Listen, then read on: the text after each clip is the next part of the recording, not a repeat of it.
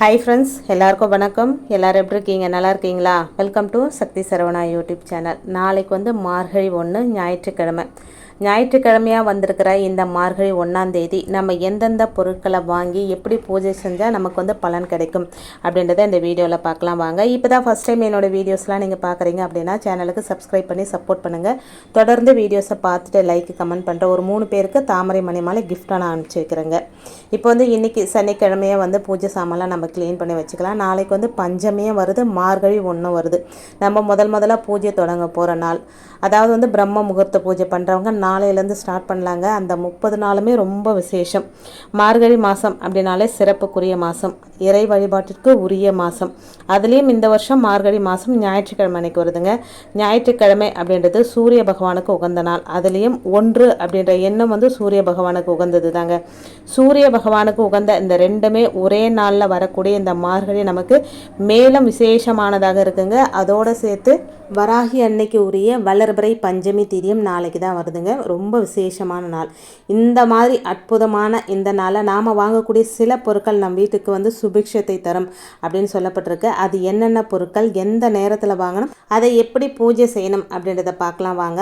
ஞாயிற்றுக்கிழமையில் மார்கழி மாதம் வந்திருக்கிறதுனால சூரிய பகவானுக்குரிய சூரிய ஓரையில் தாங்க இந்த பொருளெல்லாம் வாங்குறது ரொம்ப சிறப்பு.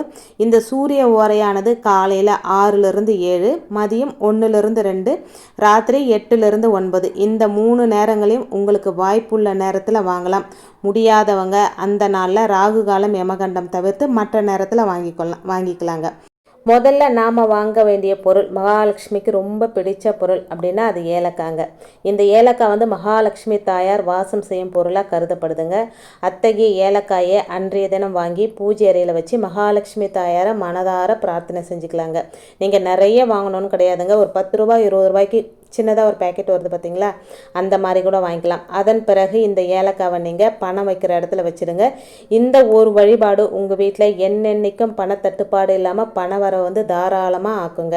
அடுத்து ஞாயிற்றுக்கிழமை அன்னைக்கு பஞ்சமி திதியும் சேர்ந்து வந்திருக்கிறதுனால வராகி அன்னைக்கு உகந்த மாதுளம் பழத்தையும் தேனையும் வாங்கணுங்க. ஒரு கிண்ணத்தில் மாதுளம் பழ முத்துக்களை உதிர்த்து போட்டு அதில் தேனை கலந்து அன்னைக்கு நெய்வேத்தியமாக வச்ச பிறகு வீட்டில் இருக்கிற எல்லாருமே அதை பிரசாதமாக எடுத்துக்கலாங்க. இதனால் வீட்டில் செல்வ வெள்ளம் வருவதோடு வீடு வந்து சுபிக்ஷமாக இருக்குங்க.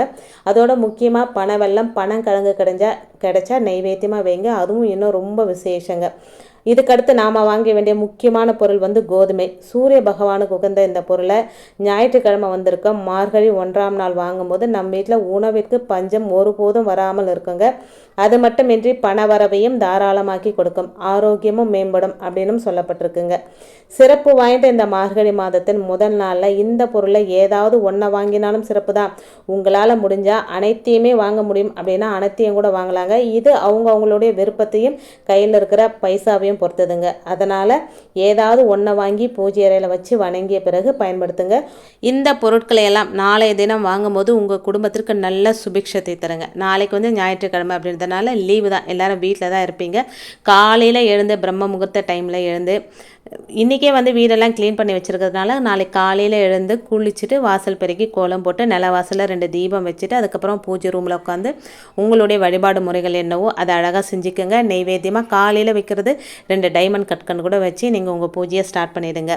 இந்த திருவம்பாவை படிக்கிறவங்க நாளையிலேருந்து ஸ்டார்ட் பண்ணிவிடுவாங்க. 30 நாளும் 30 பாசுரம் படிக்கிறவங்க இந்த மாதிரி தொடர்ந்து செஞ்சுக்கிட்டே வரும்போது நம்ம வாழ்க்கையில் நல்ல மாற்றங்கள் கிடைக்குங்க. மார்கழி மாதம் அப்படின்றது வந்து நாம் சின்னதாக ஒரு தீபம் ஏற்றி வச்சு வழிபாடு செஞ்சாலும் அது நேரடியாக தெய்வத்தை போய் சேருங்க. ஏன்னா அவங்களுக்கும் அது வந்து அதிகாலை நேரம். இந்த மாதம் ஃபுல்லாகவே வந்து தேவர்களுக்கு அதிகாலை நேரம் அப்படின்றதுனால அந்த அதிகாலை நேரத்தில் நாம் செய்கிற ஒரு விஷயம் நேரடியாக போய் கடவுளை சேரும் அப்படின்றதுல எந்த ஒரு சந்தேகமும் உங்களுக்கு வேண்டாங்க. இந்த வீடியோ உங்களுக்கு பிடிச்சிருந்தா சப்ஸ்கிரைப் பண்ணி சப்போர்ட் பண்ணுங்கள். தேங்க்ஸ் ஃபார் வாட்சிங் friends. Take care and bye.